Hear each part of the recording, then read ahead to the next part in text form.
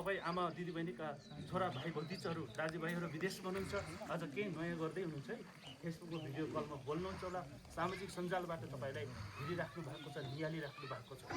अझ तपाईँले सन्देश यो पनि पुर्याउन जरुरी छ कि स्थानीय सरकारको वडा सरकारले समेत पहल कदममा हाम्रो पनि इच्छा चाहिँ जाग्यो भने यतिको सम्भव हुँदो रहेछ। त्यो चाहिँ सन्देश तपाईँले पुर्याउनु जरुरी छ। जनप्रतिनिधिको हकमा कुमार सर जस्तो अर्को आउँछ नि आउँदैनन्, त्यो तपसिलको विषय हुनु तपाईँले त्यो त रोज्नु नै हुन्छ होला। यदि जनप्रतिनिधि पनि एक्टिभ हुनु पर्यो, तपाईँ जनता पनि एकदम सक्षम हुनु पर्यो।